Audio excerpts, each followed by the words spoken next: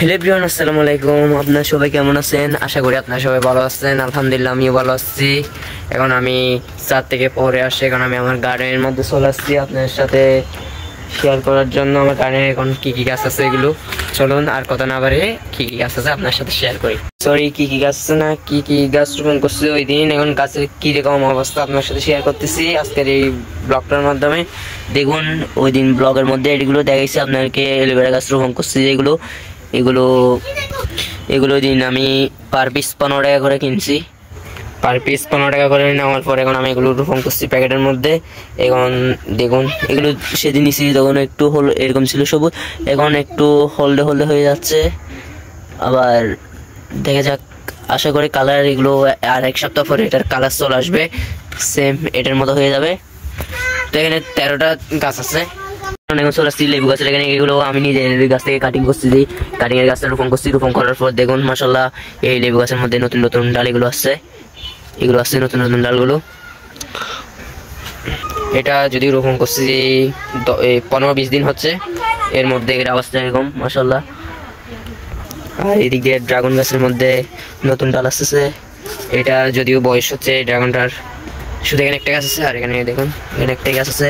এটার বয়স হচ্ছে 2 বছর প্লাস। এটা থেকে প্রায় 6-7টা ড্রাগন পাইছি, এখন ডাল আসতেছে।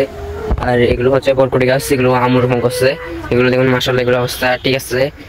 আর শুধু কারেপ অবস্থা হচ্ছে এগুলোর মধ্যে, দেখুন পোকা চলে আসছে, লুতি পোক নাকি কি বলে এগুলো, ওটার মধ্যে ভালো মতো দেখা যাচ্ছে না। এখানে দেখুন লুতি পোক না পিঁপড়া আছে, এখানে পিঁপড়াই পাতা খাই নিচ্ছে শীতকালে।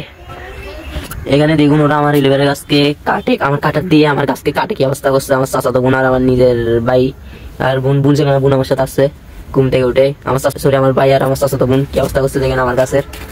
আমি তো করি নাই। কে করছে? তুমি না করলে? তুমি করেছো। আমি তো করি নাই। কে করছে? এই বাবু নিজে একে কাটাটা থেকে দিছে, তারপর এগুলো কাটে দিছে। সাইম রে করছো তো? সাইম তো এগুলো। তো তুমি কি করছো? তুমি এগুলো নিছিলে? এগুলো তুমি নিছিলে? কালকের গুলো এগুলো কালকে একটা বড় নিছো এটা? হ্যাঁ। এগুলো সবই নামাফু কাটছে না। দেখুন গাইস, আমার গাছের অবস্থা 12টা বাজে, এগুলো নাকি শুকাই গেছে, সেজন্য কাটে নিচ্ছে। এগুলো শুকানো হচ্ছে, এগুলো তো আরো শুকাই যাবে। দেখুন একটা না, এখানে প্রায় আপনার এই দেখুন এই 5টার মতো করে কাটে দিছে, আমার 5-6টার মতো কাটছে। আর দেখুন মাশাআল্লাহ এখানে নতুন নতুন এলোভেরা উঠতেছে 3টা। এটা কি গাছ? ওরা যেহেতু এগুলো কাটে দিয়েছে আর কিছু করার নাই, আমিও সুন্দর করে কাটে ওদেরকে দিয়ে দিই এগুলো। বিসমিল্লাহির রহমানির রহিম। এই দাঁড়াও, এটা না, কেউ ঝগড়া করবে না এগুলো নিয়ে, যে ঝগড়া করবে তাকে দিব না। সবগুলো কেটে ফেলবে? তুমি কাটে ফেলছো, আমি কি করবো? এটা কাটবো, এটা থাকবে। এটা কি করে ফেলছো এরকম? আচ্ছা দিয়ে দেই। এগুলো কি করবে তোমরা? এগুলো ছুড়ে দিবে সাইম। তো তুমি দিবে না? আমি বাদ করব। আমার দাঁড়ায় কথা। ওই এখানে হলুদ গাইস, হলুদ যেগুলো আছে এগুলো দিবেন না, এগুলো দিয়ে বেশি উঠে যাবে, এগুলো ফেলে দিবেন। আর চুলকাবে যেখানে দিবেন এগুলো দিয়ে না, এগুলো আগে ধুয়ে নিবেন, আমরা তো কেটে ফেলে দিবেন এরকম করে। আমি ওদেরগুলো কেটে ফেলে দিচ্ছি, হলুদ এগুলো এরকম কেটে ফেলে দিবেন। ওরা নাকি এগুলো ধুয়ে ফ্রিজের মধ্যে রেখে দিবে।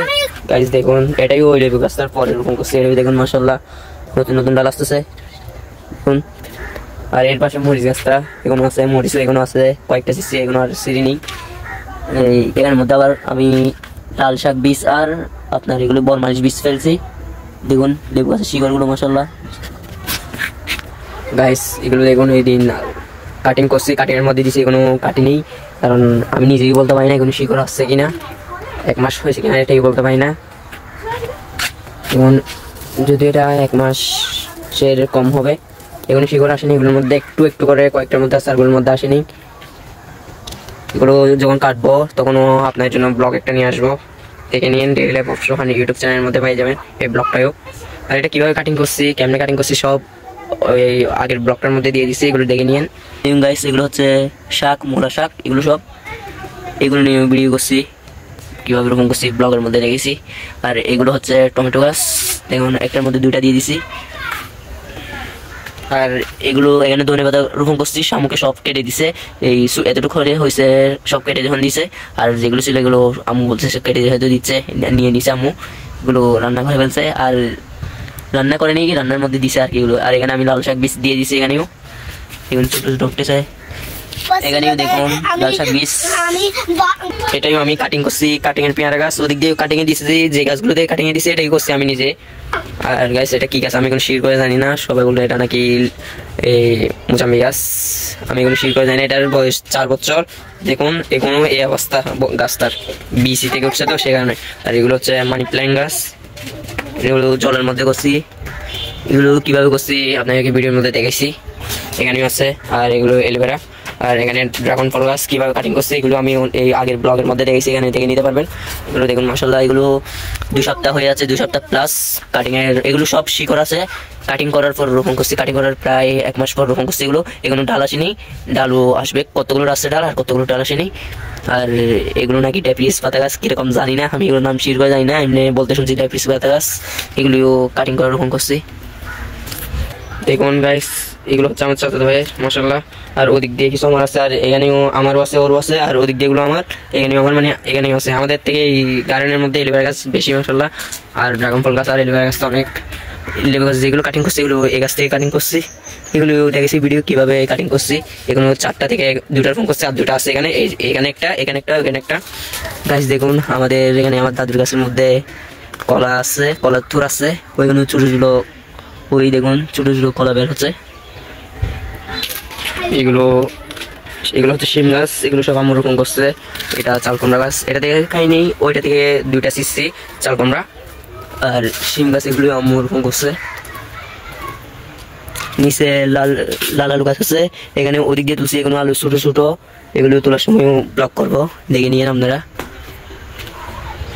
এটা আব্বু রোপণ করছে লেবু গাছ, এটা হচ্ছে এলাচি লেবু বলে, দেখুন এলাচি লেবু বলতে এগুলো ছোট ছোট। এটা দিয়ে মাশাআল্লাহ অনেক কাটিংও করছি, আর লেবু অনেক খাইছি, কাটিং চাই লেবু অনেক খাইছি অনেক। এটাও কাটিং করছি, কাটিং করার পর এটার মধ্যে রোপণ করছি। এটার মধ্যে এইটুকু অবস্থায় লেবু একটা ধরছে, এরপর আর ধরতেছে না। এটা যদিও আমি রোপণ করার জন্য কোনো আলসেমির কারণে রোপণ করতে পারতেছি না, রোপণ করলে এটার মতো ধরবে, এটার মধ্যে 12 মাস মাশাআল্লাহ ফুল আর লেবু থাকে।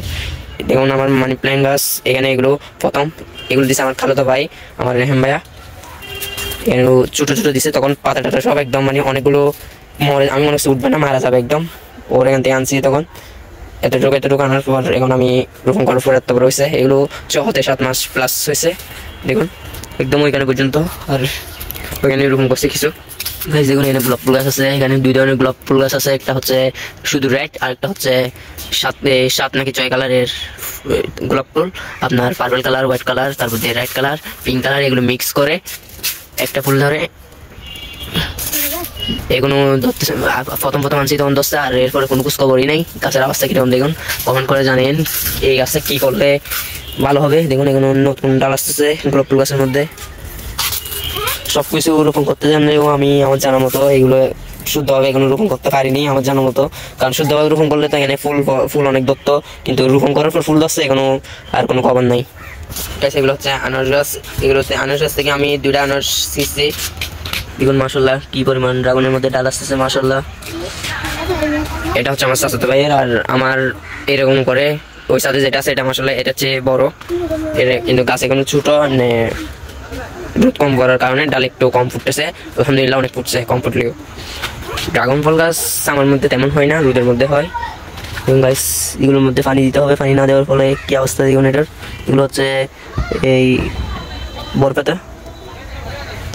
দেখুন গাছ শিমের মধ্যে ফুল আছে মাশাআল্লাহ। শিম গাছের মধ্যে ডিস্টার্বের মধ্যে দেখছি শুধু এই লতি ফুকগুলো, শিম গাছ আর বরকে গাছের অবস্থা ভাড়া বাজাচ্ছে এই লতি ফুকগুলো। এই গাছগুলো রোপণ করার পর আমি নিঃশ্বাসে মনে হয় 2-3 বার বিষ মারছি, তবুই দেখুন লুচ্ছা আমি করে কেমন দেখুন ফুকগুলো। আর এগুলো হচ্ছে ওষুধি গাছ, কপপাতা গাছ বলে এগুলো। এখানেও দেখুন আমি ড্রাগন ফল গাছ রোপণ করে দিছি। আসলে এখানে মূলত রোপণ করছি ড্রাগন ফল গাছ, এখানে কপপাতা কয়েকটা ফলের কারণে একটা মিনিমাম একটা ফললেও এরকম অবস্থা হয়ে যায় কপপাতা পড়ার কারণে এই গাছ উঠে গেছে। দেখুন এখানে সারটার পাওয়ার কারণে মাশাআল্লাহ কিরকম ভাবে সার পাইছে দেখুন কপপাতা গাছগুলো। আর এটা হচ্ছে আমাকে কাটিরহাট উচ্চ বিদ্যালয় থেকে দিছে, এটা আমি আর এসএসসি পরীক্ষার আগে এগুলো সরকারিভাবে দিছে, বৃক্ষরোপণ চলতেছে তখন। এই ম্যাঙ্গো গাছ এটা, আর একটা কাঁঠাল গাছ দিছে, কাঁঠাল গাছটা নিচে রোপণ করছি, এটাও রোপণ করে দিব। আর দেখুন মরিচ গাছের অবস্থা। আর যদিও আমি এবছর মরিচ গাছ রোপণ করিনি, এগুলো হচ্ছে আজ থেকে 1 বছর আগের মরিচ গাছ। এতটুকু আছে শুক্রিয়া। গাইস আমার ছোট ভাই বোনের কাছে পানি দেওয়ার জন্য, আমার গাড়ি পানি দেওয়ার জন্য পানি পুরাচ্ছে। আর এখানের মধ্যে রয়েছে লটকন গাছ, এগুলো 2 সপ্তাহ হচ্ছে, প্রায় 1 মাস হচ্ছে মনে হয়। এর অবস্থায় কোনো ভালো দেখতেছি না আমি। এবং গাইস আমার ছোট ভাই গাছে পানি দিচ্ছে। তো গাইস এখন আমি এখানে পানি দিয়ে দিচ্ছি, কারণ এগুলো উঁচু যে সেজন্য ও দিতে পারবে না, এখন আমি দিয়ে দিচ্ছি এগুলোর মধ্যে। তো এভরিওয়ান, আজকে ব্লগের মধ্যে শেষ। পরবর্তী ব্লগের মধ্যে কি নিয়ে ব্লগ করবো আপনারা কমেন্ট বক্সে কমেন্ট করে জানান আমাকে। আজকে ব্লগের মধ্যে শেষ। আসসালামু আলাইকুম ওয়া রাহমাতুল্লাহি তাআলা ওয়া বারাকাতুহু।